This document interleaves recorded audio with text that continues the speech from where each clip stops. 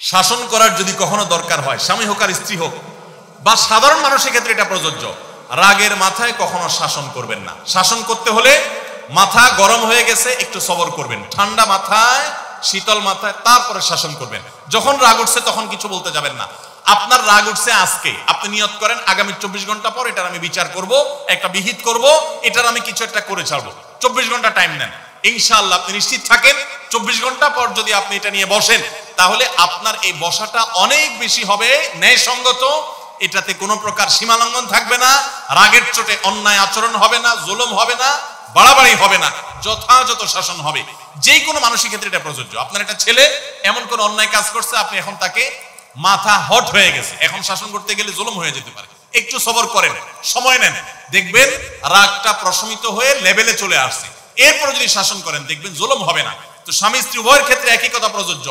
ঝগড়া যখন করতে মন চায়, মেজাজ যখন গরম হয় তখন না করে একটু পরে করেন।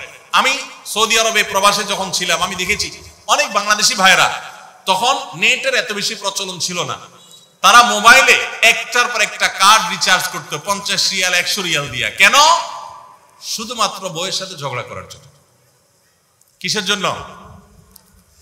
কারণ কথা বলতেছে, মনে করেন কোন একটা বিষয় নিয়ে তুমুল বিশ্বযুদ্ধ বেঁধে গেছে দুইজনের, এখন এই পাশ থেকে ওই পাশ থেকে কথা চালাচালি ঝগড়াঝাটি চলতেছে, চিল্লানি চেঁচামেচি, হঠাৎ করে লাইন কেটে গেছে, ব্যালেন্স শেষ, দৌড় দিয়ে চলে গেছে দোকানে, এই তাড়াতাড়ি একটা কার্ড দেন ভাই, তাড়াতাড়ি রিচার্জ করতেছে। কেন? তাকে এখন কি করতে হবে? অসমাপ্ত ঝগড়ার সেকেন্ড ইনিংস শেষ করতে হবে। আবার কার্ড শেষ হয়ে যাচ্ছে, ইনিংস ঘোষণা হয়ে গেছে, আবার যে সে কার্ড রিচার্জ করে থার্ড ইনিংসে ঝগড়া করছে। কত বড় বেকুব চিন্তা করে, কত বড় নির্বুদ্ধিতা। এই ঝগড়াটা স্বামী স্ত্রী দুই জায়গায় থাকেন, ফোনে যদি ঝগড়া হয়, আমি বুদ্ধি দেই যে ফোনটা যখনই দেখলেন যে ঝগড়া শুরু হয়ে গেছে তখন সাথে সাথে মোবাইলটা অফ করে ফেলেন, অফ করে 3 দিন মাত্র রাখেন, অন্য একটা নাম্বার বাটন ফোন দিয়ে আপাতত অফিসের কাজ কাম ছাড়েন, আর বউয়ের সাথে যোগাযোগের নাম্বারটা 3 দিনের জন্য বন্ধ রাখেন। 3 দিন পরে মোবাইলটা আস্তে করে ওপেন করেন।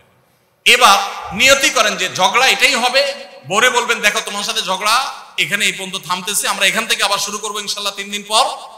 3 দিনের বিরতি দিচ্ছি, যুদ্ধবিরতি, যথারীতি 3 দিন পরে আমরা আবার শুরু করব।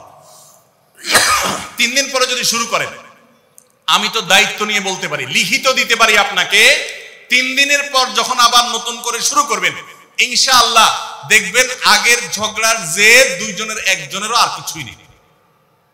এখন বউরে যদি বলেন 3 দিন পরে ফোন দিয়ে বলেন হ্যাঁ বলো তুমি জানি কি বলতেছিলা, দেখবেন যে আর কথা খুঁজে পায় না। আর আপনিও যদি বলেন যে হ্যাঁ আমি জানি কি বলতেছিলাম, দেখবেন এখন ঝগড়া করে জুত পাবেন না, গিয়ার একেবারে নরমালে চলে আসছে। এই জন্য ভাইরা রাগ যখন হয় ওই টাইমটাতে ঝগড়াঝাটি করতে হয় না। তাহলে সেক্ষেত্রে দাম্পত্য জীবনে অশান্তি থেকে অনেকখানি বাঁচা যায়। যে ঠিক আছে আমরা ঝগড়া করবো, এই বিষয়ে আমরা এখন কথা বলবো না, কালকে কথা বলবো, একটু অপেক্ষা করেন, উভয়ের জন্য সেখানে কল্যাণ।